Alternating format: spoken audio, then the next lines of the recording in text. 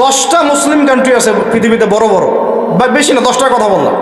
এই 10টা কান্ট্রি যদি একসাথে হয়, এদের সামরিক সৈন্যের সংখ্যা, অস্ত্রের সংখ্যা, আপনার ওই রাষ্ট্রের মজুদকৃত গ্যাস এবং তেলের পরিমাণ, জিডিপি, এগুলো ওই পশ্চিমা বিশ্বের 25টা কান্ট্রি একসাথে হইলেও পারবে না। কিন্তু আল্লাহু আকবার, কিন্তু এই 10টা কান্ট্রিকে আপনি একসাথে বসাইতে পারবেন না। এখন পর্যন্ত একসাথে একটা ফোর্স গঠন করতে পারলো না, বিরুদ্ধে কোনো ব্যবস্থা নিতে পারলো না, কোনো চাপ প্রয়োগ করতে পারলো না, ইভেন পণ্যটুকু বয়কট করতে পারলো না, গ্যাস বন্ধ করতে পারলো না, তেল সাপ্লাই বন্ধ করতে পারলো না। এখন পর্যন্ত বাণিজ্যগুলো সব চলতেই আছে।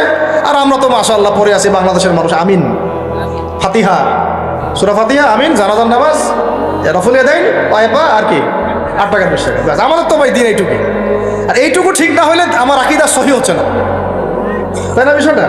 এইটুকু তার মনের মতো ফতোয়ায় না যেতে পারলে আমার আকীদা সহি না। যতক্ষণ পর্যন্ত ওর মনের মতো, ওর ফিকহি আমি না বুঝতে পারতেছি, ততক্ষণ পর্যন্ত আমার আকীদাও ঠিক হয় নাই। সুবহানাল্লাহ। এই হলো অবস্থা আমাদের।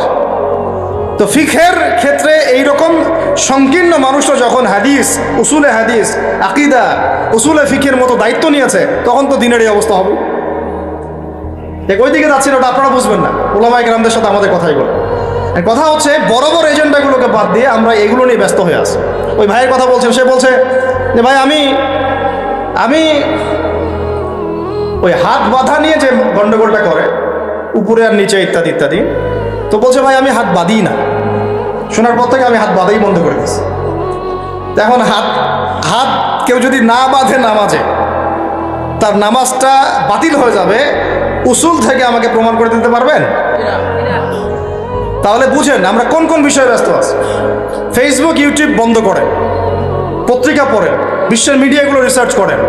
আর এখনকার বিশ্বের বড় বড় মিডিয়াগুলো কিন্তু ওরা নিয়ন্ত্রণ করে। তাই আমাকে ভালো করে অ্যানালাইসিস করতে হবে কোন মিডিয়া থেকে আপনি তথ্য নিচ্ছেন।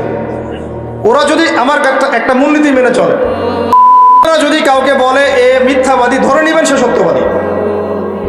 বুঝতে পারেন এই কথা?